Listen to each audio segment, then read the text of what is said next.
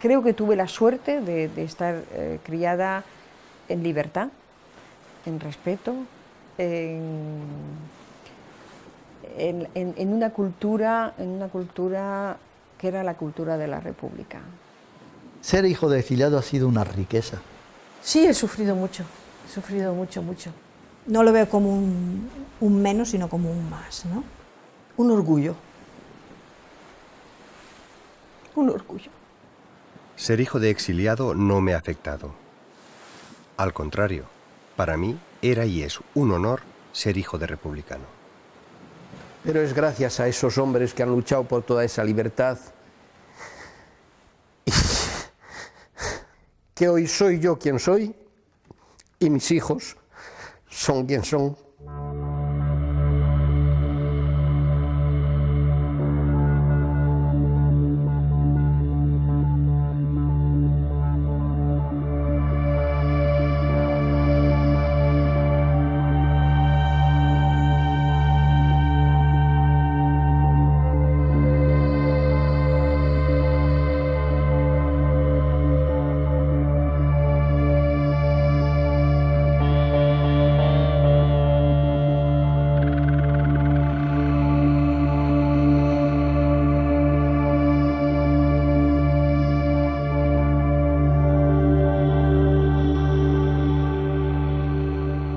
El exilio ha traído muchas cosas malas, señora.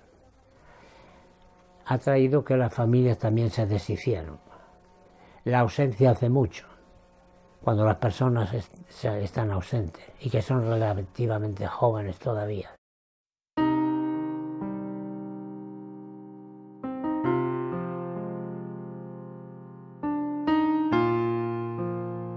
Lo que ocurrió en la diáspora de la huida por Cataluña en febrero del 39, pues fue con aquellos campos ominosos en las playas de Argelès-sur-Mer y de San Ciprián, tuvo su correlato en el norte de África. Pero quizá por ser menor también el número, ¿no? y porque enseguida la mayoría o los más significados saltaron al continente llevado por el vendaval bélico.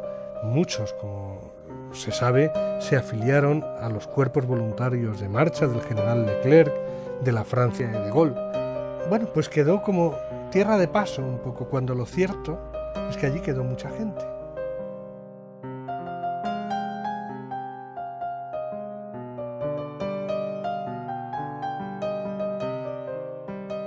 En África se quedaron la gente del pueblo. En África se quedaron los labradores, los pescadores, los jornaleros, etc. Entonces es una gente que no tuvo tanta influencia interna, ¿no? Ni a nivel intelectual ni a nivel político. De hecho, esto es algo que también produjo un cierto irredentismo durante unos años en el exilio en el norte de África. Se sentían tratados un poco por las propias organizaciones como un exilio de segunda clase.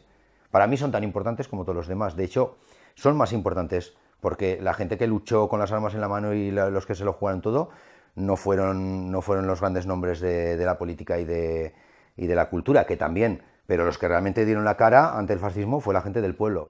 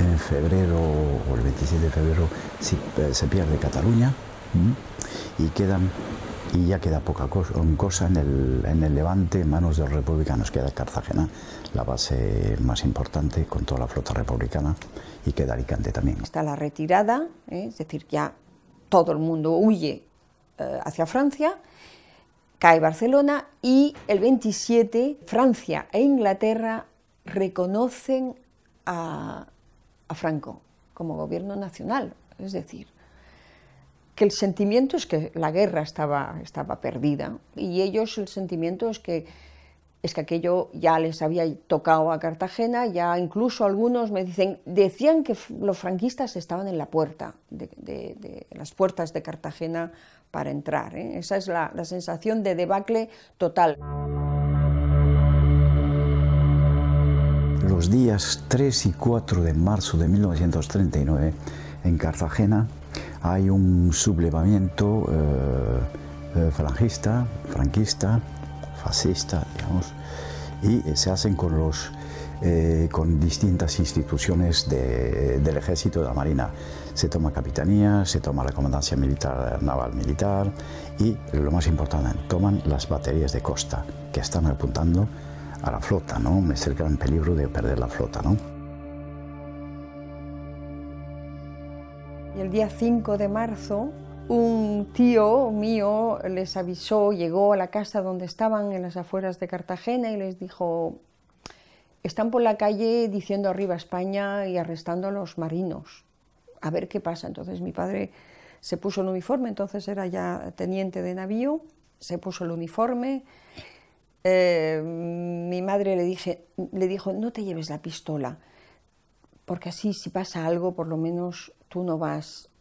Y se dejó la pistola y dijo: voy al barco a ver qué pasa. Mi padre, antes de salir, le dijo a mi madre: no te preocupes, prepara el desayuno, que para desayunar estoy aquí. Y no se volvieron a ver en 8 años.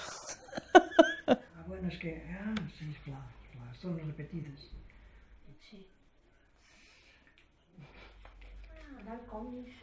Desde el arsenal de Cartagena me destinaron al crucero Miguel de Cervantes, en el que estuve embarcado hasta el 5 de marzo del año 1939. La flota republicana, compuesta de 11 barcos y un submarino, tuvimos que dejar el puerto de Gibraltar el día 5 de marzo con rumbo desconocido. Es una flota importante, compuesta por 15 buques importantes, de altura. Se compone de 3 cruceros, el Méndez Núñez, el Cervantes y el Libertad, el famoso Libertad, que antes de la República se denominaba Príncipe Alfonso. A raíz del advenimiento de la República le cambian el nombre y le pasan el Libertad, ¿no? Son esos 3 grandes buques, 3 cruceros, y después había 11 destructores. Un destructor es el equivalente a una fragata. Salir por el estrecho desde Cartagena imposible, los esperaba la marina italiana. Entonces, claro, lo más lógico es adentrarse en el Mediterráneo, al este, adentrarse al Mediterráneo y ir buscando quien los pueda acoger. Y hay un punto en que les queda gasoil suficiente o para llegar a Orán o para llegar a Cartagena, pero no saben qué se van a encontrar en Cartagena, y entonces deciden volver a Orán y pedir refugio en Orán. Las autoridades militares y civiles de Orán les deniegan el asilo, la autoridad francesa, el gobierno francés, les deniega el permiso y les indica, les conminan a que sigan rumbo a Biserta, Túnez, que la flota sigue, donde la base naval de Biserta pues tiene bastante capacidad para acoger a toda la flota, ¿no? Allí, a las 12 del día 7, ya el almirante español da la última orden, porque a partir de ese momento son ya los franceses los que dan la orden. Entran a los buques, cierran todos los cañones, cogen las llaves, todas las armas son encerradas y les piden que entreguen las armas personales que tienen como oficiales, etc. Y ahí creo que debe de estar el lago de Biserta lleno de pistolas, porque todos las tiran al lago antes que entregarlas a los franceses. Ahí ya también es cuando algunos realmente se les viene encima la tragedia. Son recibidos en los papeles, dicen que como hombres libres, pero son muchos militares y muchos soldados y muchos gendarmes como para que sean recibidos como hombres libres. Realmente no, son recibidos amenazados.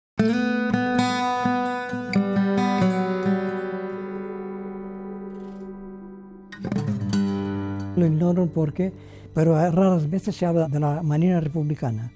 No sé por qué, en cambio se habla mucho del ejército de tierra y del aire. No sé por qué no tenían simpatía con nosotros y por tanto nosotros hicimos todo lo que nos mandaban, todo lo que era necesario hacer. Los marinos republicanos realmente se fueron 4.000 un día y yo creo que es como si se les hubiese tragado el mar totalmente, ¿eh? No se volvió a hablar de ellos para nada. Surcan los mares de la nación, la flota republicana, nuestra suprema decisión.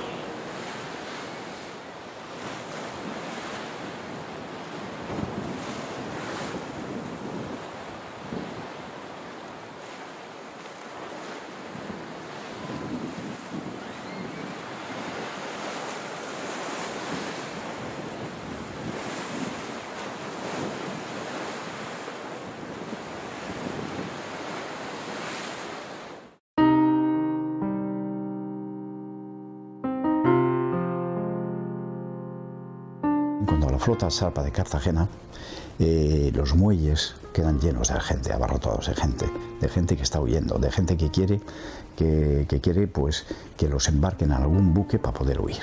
A partir de ese momento sí que hay cientos y cientos y cientos de barquitas, de barcos, el Campilo, un montón de barquitas que desde Almería hasta casi, tengo testimonios de incluso de Barcelona, salen algunos barcos, sí, en una condición de barquillos, barquichuelas, cosas de esas, de Valencia salen hacia Orán, hacia todos. Es decir, van saliendo y lo que pasa es que ya casi un mes después, en marzo, el 25 o el 28 de marzo, que es lo del puerto de Alicante, es que ahí se concentran ya lo último que quedaba.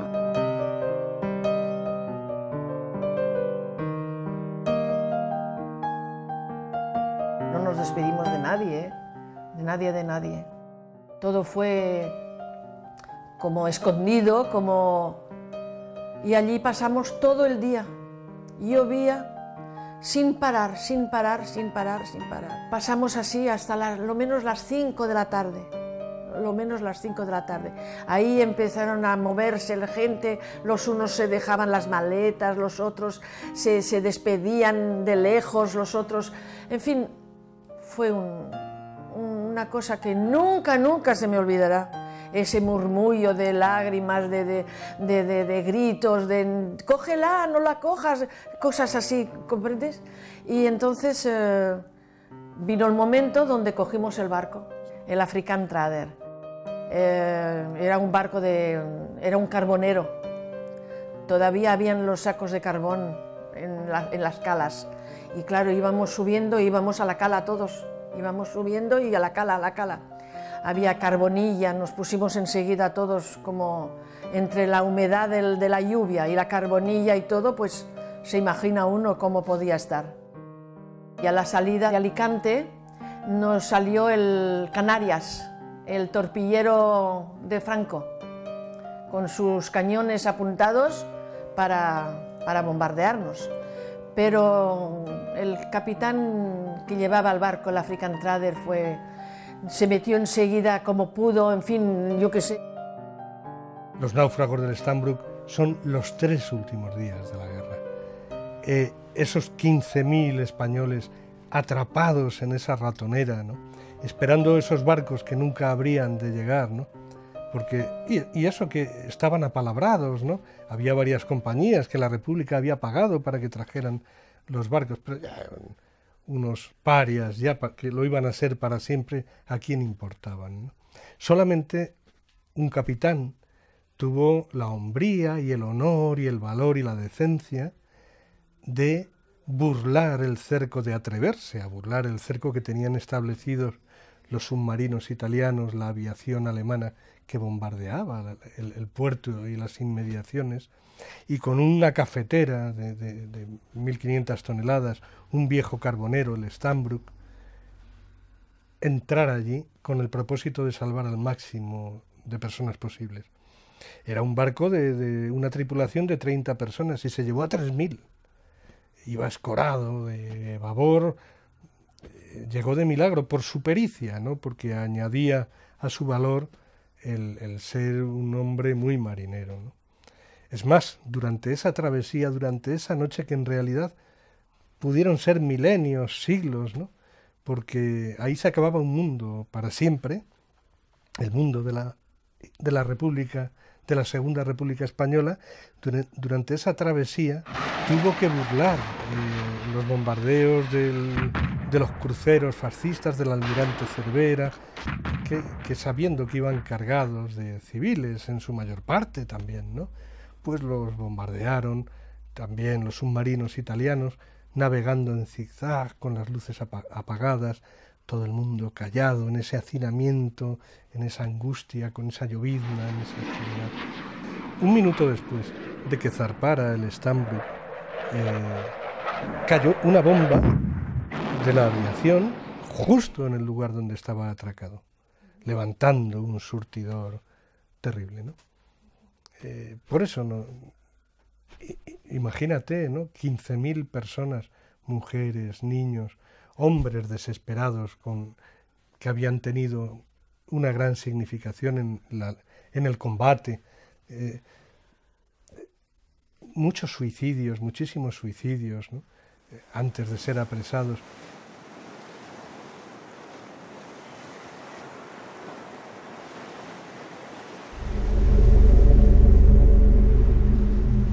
En los barcos que lograron, y en los aviones que lograron alcanzar Argelia o Marruecos, se fueron muy pocas personas, un número relativamente reducido de gente, poco más de 10.000 personas, no había sitio para todos, entonces se intentó pues primero que huyeran los que tenían su vida más en un peligro más acuciante.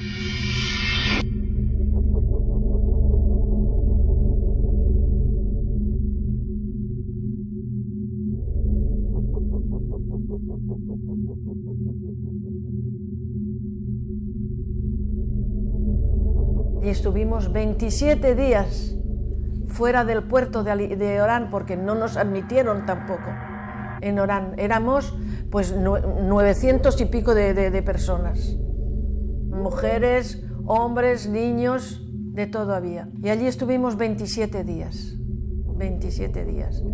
todos sucios, nos llenamos de piojos, en el barco ese no tenían de qué darnos de comer. Hicieron bajar a los hombres y entonces mi padre también lo bajaron, pero resulta que los hombres los montaron enseguida en camiones y los camiones desaparecieron, no sabíamos dónde iban, y a nosotros nos hicieron montar en otro camión y nos llevaron a los niños y a las mujeres a la cárcel de Orán. Nos desnudaron, nos cortaron el pelo, nos pusieron camisas de presos, camisas a los niños, porque a las mujeres las vestían con ropa de hombres. Era una cárcel de hombres, y allí pasamos la noche, nos dieron el plato de hierro como presos.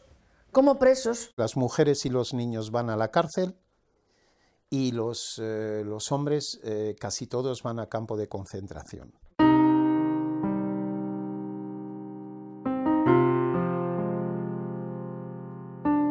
Estuvimos un par de meses allí, un par de días allí, después nos mandaron, siempre custodiados por franceses y senegaleses, a un campo de concentración llamado Meri Sebeos, cerca del pueblo de Magnassi, al sur de Túnez.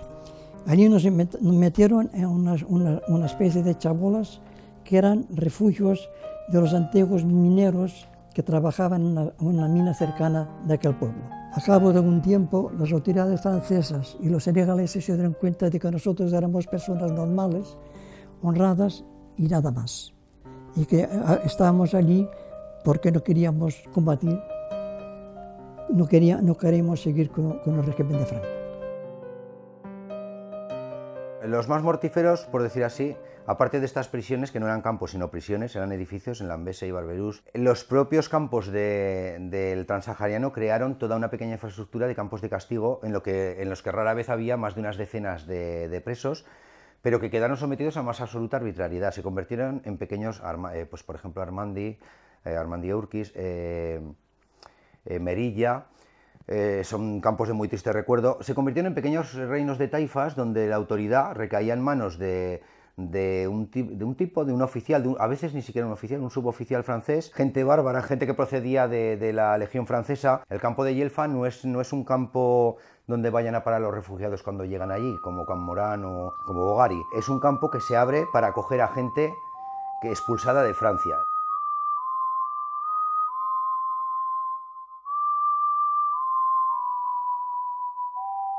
El gobierno de Vichy pues decide que no hay mejor cosa que hacer que emplear esa mano de obra gratuitamente, mal alimentados, mal vestidos, y tenerlos allí en el desierto, vigilados por la Guardia Negra con ametralladoras, y designarle pues a cada uno una tarea que tenían que hacer, de picar piedras, de abrir zanjas, de confeccionar ladrillos para la construcción del Transahariano. Que nunca llegó a ponerse en uso en unas condiciones, en fin, como una manera de cargárselos, de quitárselos de en medio a temperaturas diurnas superiores a los 50 grados, allí gente, pues eso, catedráticos, médicos. Bueno, en condiciones infrahumanas, infrahumanas, sin agua, la acometida de agua la tienen que poner ellos en marcha, tienen que poner letrinas, tienen que poner todo, porque se organizan para tener con latas de la enfermería para poder tener algo para comer, platos, les dan paja solamente, se les llena el campamento entero de chinches.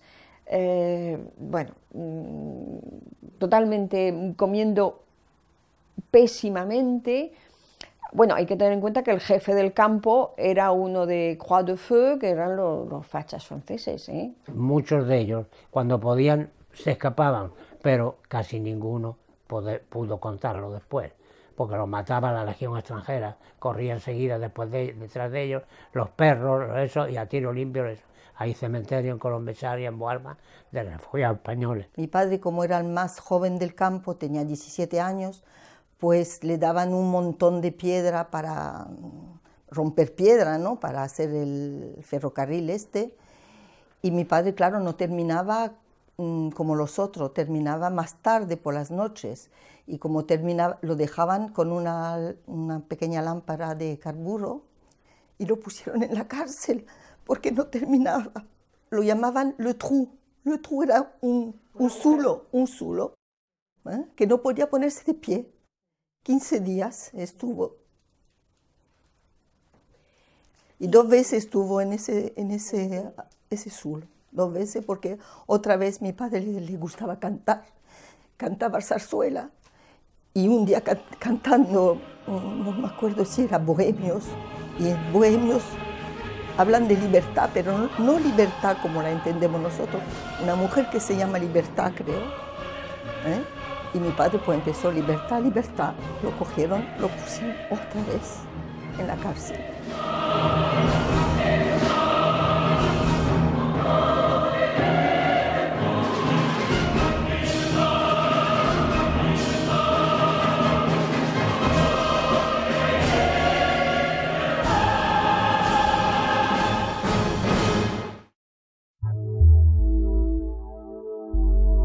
Entonces, cuando por fin llega la liberación, el desembarco aliado, esta gente es liberada, entre comillas, porque tardaron tiempo en ser liberados de los campos por los aliados, y a veces al precio de enrolarse en las unidades para seguir la lucha, en las unidades británicas o francesas.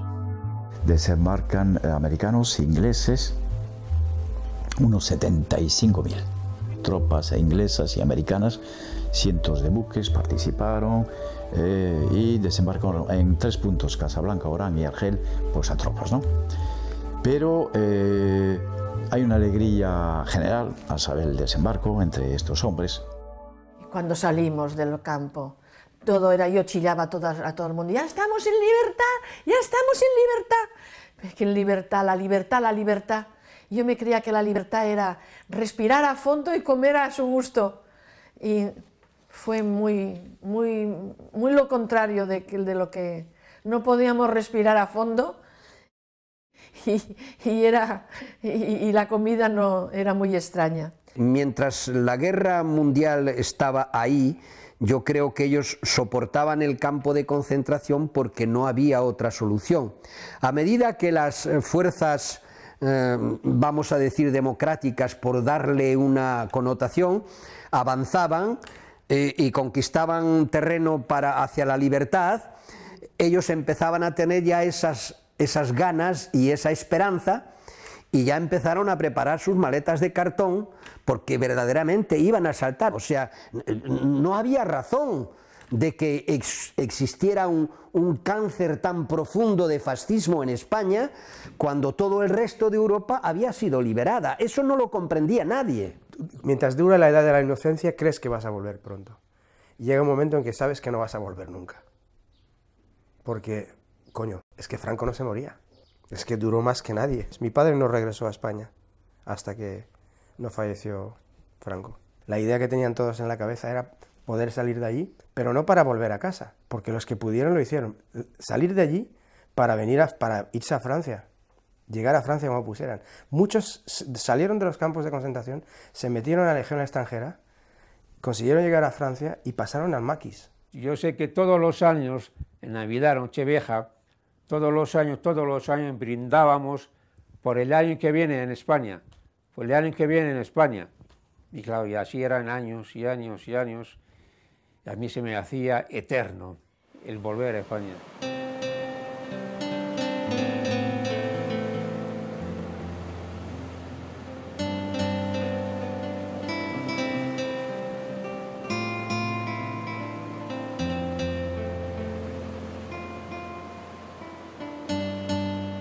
Los españoles, los refugiados españoles, se organizaban y hicieron todas las organizaciones que existían en España. Yo todos los domingos por la mañana con mi padre iba a las asambleas. Como otros van a la iglesia, yo iba a las asambleas. Y a veces tenía 14, 15 años y servía de secretario. Me nombraba secretario de actas. Y yo pedía así. Y así que mi pasatiempo del domingo por la mañana era ese. Bueno, en Orán estaba muy dividido, estaba el Partido Comunista, estaba el sindicato, la CNT, estaba el Partido Socialista, estaba Izquierda Republicana, y entonces, claro, a medida que muchos se marchaban de Argelia, unos se iban a América Central o del Sur, otros se iban a Francia, pues a medida que pasaba el tiempo se iba reduciendo el número de españoles, entonces la gente se iba uniendo más, ya había menos diferencia política y más unión de personas y de sentimientos hacia España. Como mi padre era de la CNT tenía en Casablanca un local grande donde hacían teatro. Hacían un periódico, hablaban de las relaciones, lo que pasaba en España y pasaba por el mundo. Y mientras mi padre pues se ponía con unos cuantos a charlar, otros refugiados iban ahí sus hijos y nosotros nos dedicábamos a jugar.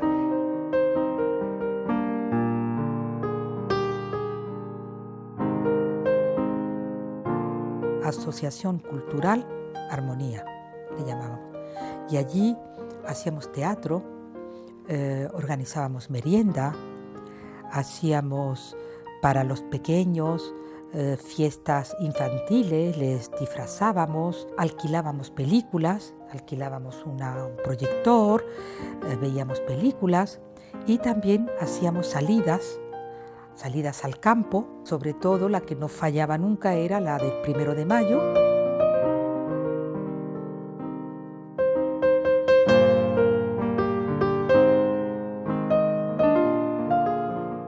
con 18 años, empecé ya a militar un poco, porque en Újda los refugiados del 39 hicieron la Casa de España.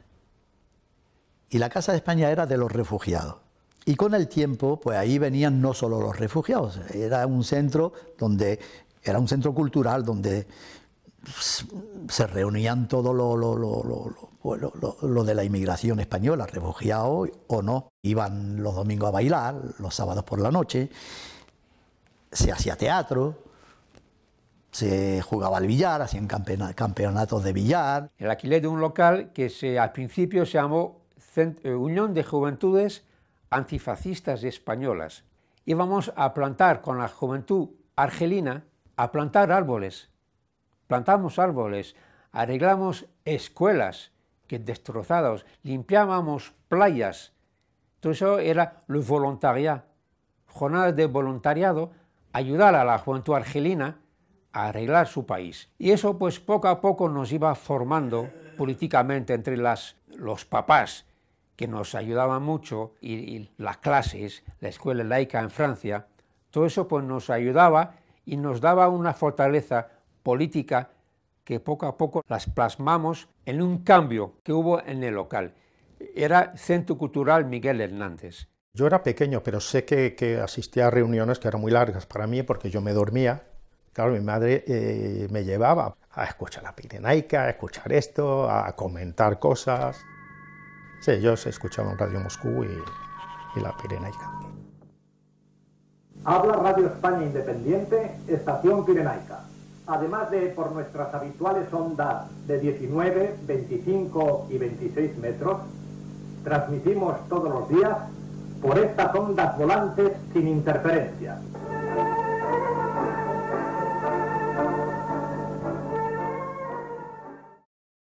Y mi padre, según tengo entendido, pues con un grupo de otros exiliados, pues montan un pequeño taller de alpargatas y zapatos. Entonces compran pieles o compran tejidos y hacen zapatos manuales. Mi madre está en Orán y por lo que me decía ella, que creo que ella, teniendo a mi hermana, trabajaban de una portería, estaban viviendo en una portería y de noche hacía jabón. Y con el jabón que hacía por la noche lo iba a vender al otro día por la mañana y con eso sacaban algo para comer. Y papá encontró un trabajo en la compañía de Wagon-Lit, que se llama, que son restaurantes, hoteles y todo esto, y ya hizo toda su carrera ahí, en esta compañía, como director de hotel. Comida española.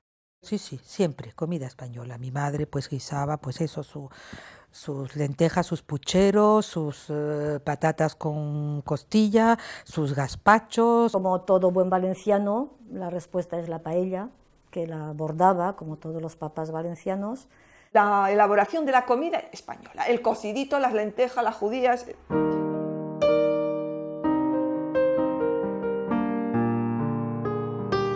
Y tenía ya 11 años, pero me pusieron en la primera escuela de párvulos, en las que normalmente se entra a los 6 o 7 años. Y recuerdo que rápidamente, en la calle, jugando y todo eso, aprendí el francés. Y al aprender el francés, como todos los compañeros me habían aprendido muchas cosas, pues fui pasando al nivel siguiente y poco a poco casi recobré el retraso que había tenido. Me quedo todo un año en Argel y es ahí que me ponen, como decía Miguel, a párvulos. Y yo cuando vine de España tengo que reconocer que la escuela, Franco no pudo suprimir lo que la República había hecho. Y cuando llegué a Francia, pues conocía las tablas de multiplicación todas, conocía las fracciones, conocía muchas cosas que cuando fui a escuela y que casi no hablaba francés y me preguntaban sobre las matemáticas, pues se daban cuenta, no, este niño no lo podemos guardar aquí, y me pasaron de clase en clase.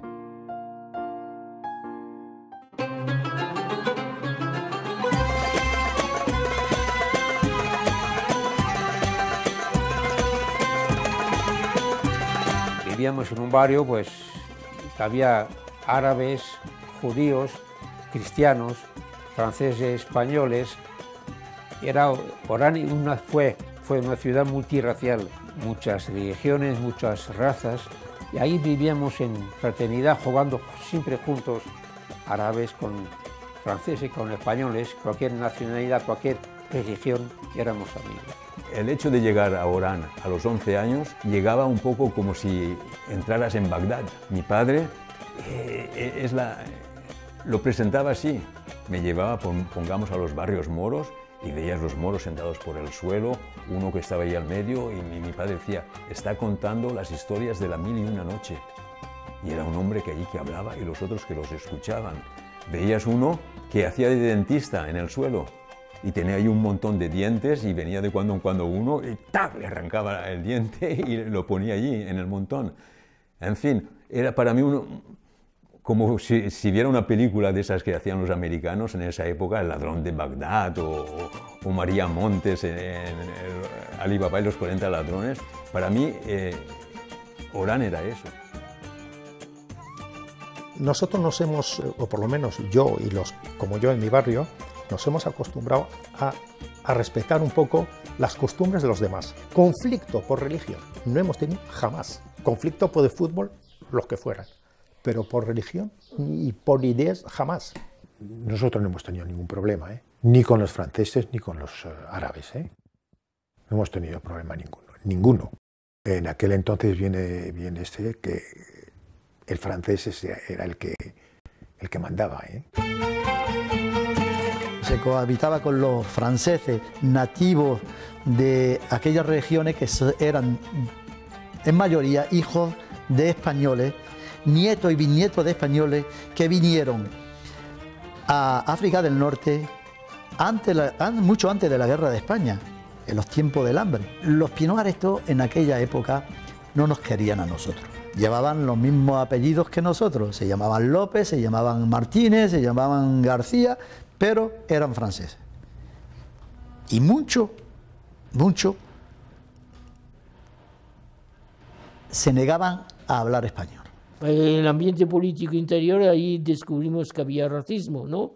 Que estaban los franceses autóctonos de Francia, que ellos llevaban el mando, las grandes administraciones. Después estaban los pieds-noirs, eran de origen de todo el Mediterráneo, ¿no? Después estaban los indígenas, que eran los argelianos, los moros, que eran la mayoría, eran 9 millones, pero no tenían gran derecho a nada. Pues mi padre, yo siempre recuerdo que me decía, fíjate bien, están en su país y son nuestros criados. Yo era pequeña, ¿no? Entonces yo entiendo lo que me quería decir, ¿no? Me decía, fíjate qué injusto, ¿no? Cuando ya por fin parece que bueno, van a tener una vida tranquila y tal, ¿no? Después del 45, pues se encuentran con que las sociedades coloniales se empiezan a agitar. Lógicamente los pueblos árabes, que además aportaron un tributo de sangre enorme a la causa de Francia durante la Segunda Guerra Mundial, murieron miles y miles de árabes luchando por Francia en nombre de una bandera que les estaba aplastando. Era así de claro, bueno, el racismo era brutal. Entonces los españoles se quedaron espantados de la miseria en la que vivía la población árabe y no se sorprendieron mucho cuando se empezó a agitar, ¿no? Y empezaron las reclamaciones de independencia. Marruecos era un protectorado por 50 años. Se cumplen los 50 años y Marruecos reclama su independencia. Se acabó el protectorado, se acabaron los 50 años, Marruecos para los marroquíes.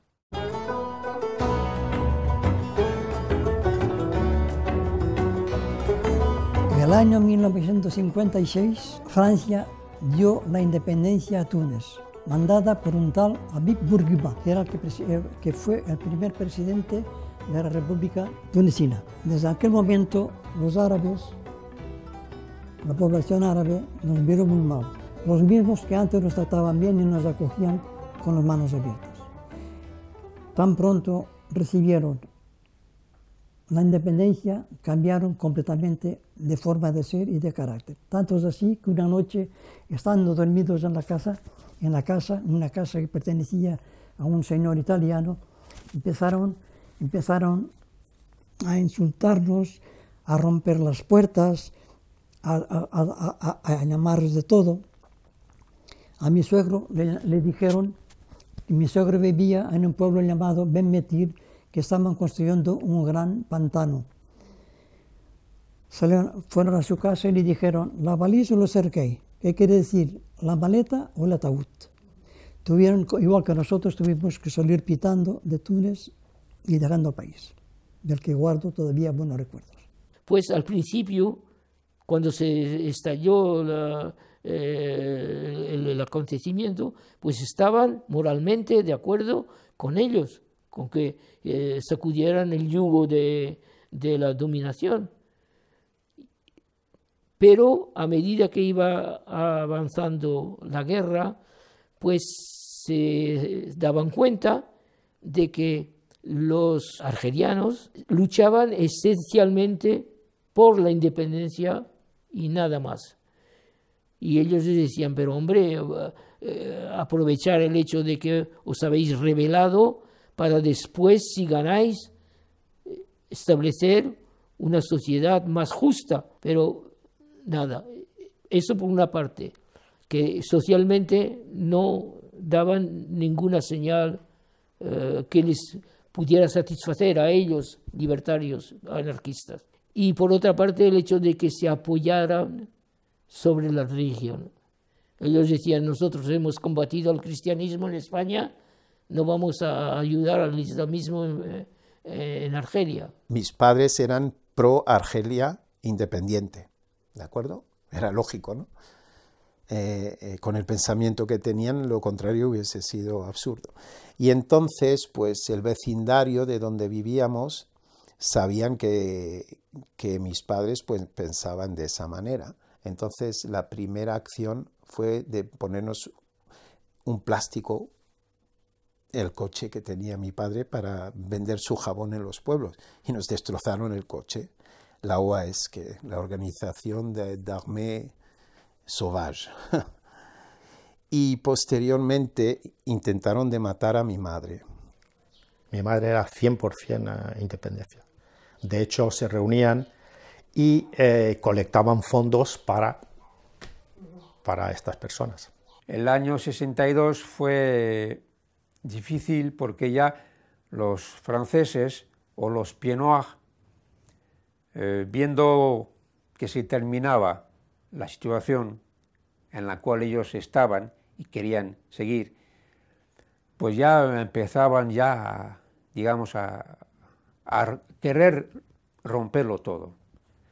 Por revancha, por racismo, pues empezaban a romperlo todo, a quemarlo todo, a poner bombas aquí y allá.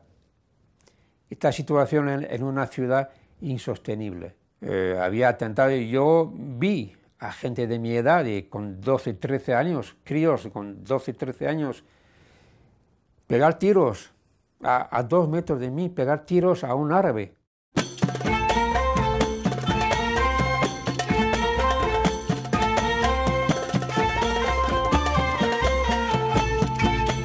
Llega la independencia, nos quedamos en Orán. La mayoría de los europeos, la gran mayoría de los europeos se fueron. Hubo un gran éxodo, barcos, aviones especiales, barcos especiales para el gran éxodo de los Pieds Noirs. Españoles, franceses y Pieds Noirs. Pieds Noirs, los nativos de allá eran Pieds Noirs, y pues la mayoría, debido al miedo de la represalia de los argelinos, huyeron.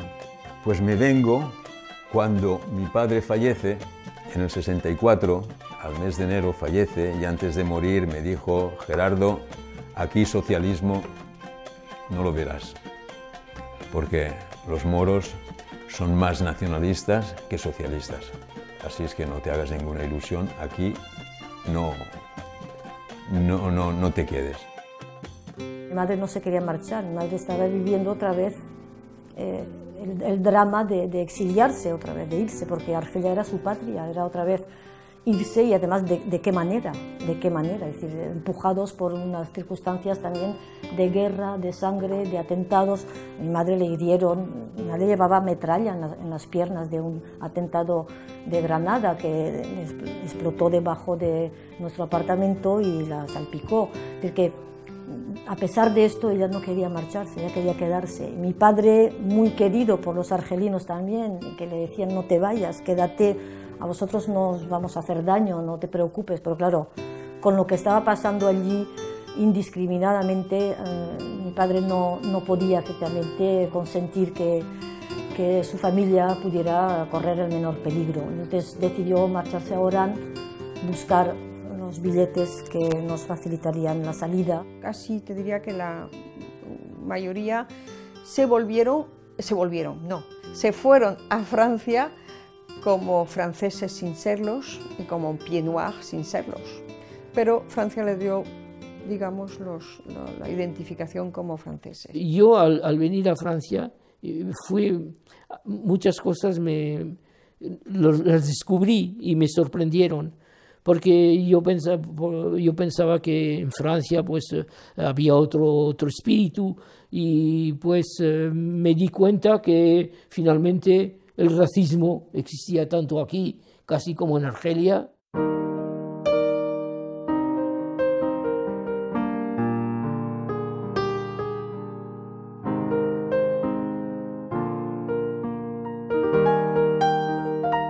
Mis padres, su obsesión y su monomanía y su objetivo era volver a su tierra. Porque la sed que tenían también de estar en su pueblo era grande, tenían sed de pueblo. Y entonces, pues ahí fue también un momento para mí muy emocionante, el del paso de la frontera de mi padre.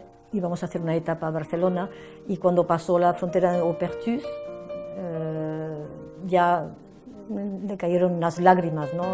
Silenciosas, y lo vi realmente apretar las mandíbulas, aguantando, porque estaba en ese momento viviendo por primera vez desde el 39 el franquear esa frontera, ver el panel España y volver a su tierra. Mi padre tenía el puño cerrado así, en la mano derecha, y decía, pues está a punto de explotar, ahí vamos a tener el drama. Bueno, total, que pasamos delante de su casa y estuvo, claro, mirando la puerta, que son calles pequeñitas, ¿no? Pasamos por delante, y cuando ya estábamos a, no sé, unos 50 metros o algo así, ya abrió la mano, y en la mano tenía la llave de su casa, de aquel entonces, claro, llave que ya no le servía ni le serviría nunca de nada. Yo pude volver a España 30 años después de haber salido de ella. Y cuando yo crucé la frontera, me tuve que parar y estuve llorando, no tengo vergüenza de decirlo, un cuarto de hora, de la emoción que era para mí volver a España. Yo realmente no me sentía marroquí, ¿no? Entonces yo pensaba, oh, qué bien, voy a España, voy a mi país, ¿no? Y entonces cuando yo llegué aquí, siempre digo que nunca me sentí tan extranjera, ¿no? O sea, llegué aquí, fue una bofetada tan enorme en todos los sentidos, que yo todas mis cartas a mis padres era, no me gusta España, quiero volver a Marruecos, no me gusta España. Yo vine aquí a España, a mí me parece un país gris, cerrado, que la gente tenía miedo de hablar, nadie decía nada, o sea, y bueno, a mí se me cayó el mundo encima. Además yo había ido a un colegio en Marruecos, que era un internado de la Misión Cultural Francesa, que era internado mixto. Entonces yo vine aquí a un colegio de monjas, y a mí se me cayó el mundo encima, o sea, yo solo quería irme. Creo que esto no les he dado nunca, ¿eh? Yo cuando llegué a Gurrea me eché a llorar y me quería ir. Me pareció un pueblo muy triste. Nos llamaban la francesa, que no conocíamos Francia. Pero como hablábamos el francés un poquito, pues nos llamaban las francesas, sí. Sí que veíamos una sociedad realmente paupérrima. Comparado con nosotros, que éramos clase obrera, vivíamos muchísimo mejor en Argelia. Pues la gente no habla, de momento de política no se podía hablar. Había una represalia total de quien hablaba de política, con quién te juntabas. Entonces ya entré en sindicatos y en partidos para poder desarrollar y hablar libremente. Allí, por lo menos la percepción que yo tuve durante todos los años que viví, que fueron 25 en Marruecos, toda la percepción es que éramos españoles. Españoles. y nada más. ¿Cuál no fue mi sorpresa cuando yo llego aquí a Madrid y me entero de que sí, somos todos españoles, pero están los madrileños, están los catalanes, están los vascos, están los andaluces. Yo allí nunca, jamás, en los 25 años que viví, oí ni un tono, ni una palabra despreciativa para ninguna de las regiones de España. Cuando me preguntan de dónde eres, nunca sé decir de dónde soy. ¿Te sientes española? Sí. ¿Te sientes francesa? Sí. Pero me siento mucho más argelina que francesa y española. Ya ves tú, yo llevo 60 años en Francia y yo sé mucho, mucho, mucho más de España que de Francia. Que me siento muy español, pero de una España que en realidad no he conocido. La he conocido por lo que he leído, por lo que me ha contado mi padre, de una Francia también que valoro mucho sobre su pasado, pero que me doy cuenta que esa Francia pues no existe. En casa hemos vivido siempre al estilo castellano, mi tierra, mis raíces, mi vida. Pero una cosa que tengo es un amor a Argelia, que eso no me lo quita ni Dios. Me considero argelino. Mi tierra es allí. Siempre he considerado mis raíces en Argelia. Yo creo que porque hay una luz, hay un sol, hay unos olores, hay un atavismo, creo que está en mi memoria, que es el que ha sido mi pequeña infancia. Y de Algeria tengo un recuerdo pues de país sometido, que desgraciadamente cuando obtuvo su libertad, pues no más que hizo que copiar al colonizador y seguir el mismo rumbo que el colonizador. Esa es mi tristeza. Ahora vivimos muchos en España o en Francia, pero nos une ese momento pasado en Orán. Ese momento pasado en Orán lo vivimos y lo mantenemos. Veo a mi alrededor tantísima gente que desconoce lo que ha sido esta parte de la historia de España. Lo que no pudo ser, y se ha visto, es que por decreto, ¿verdad?, media España, o España en su conjunto, no pueda saber de sí misma, no pueda preguntarse, no pueda recordar, no pueda honrar a los mejores de sus hijos, obviamente. Y en eso es en lo que hemos estado y en lo que se nos ha ido, pues, media vida.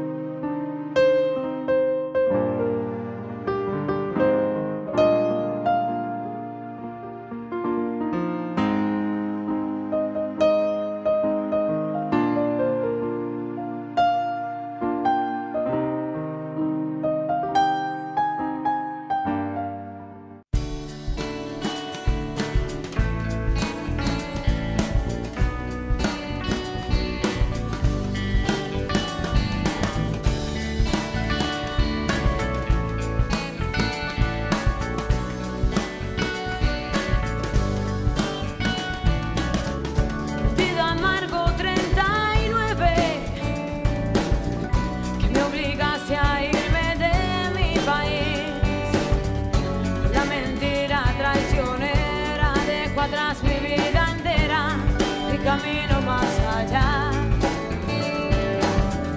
Recojo llantos y miserias, huyo del viento de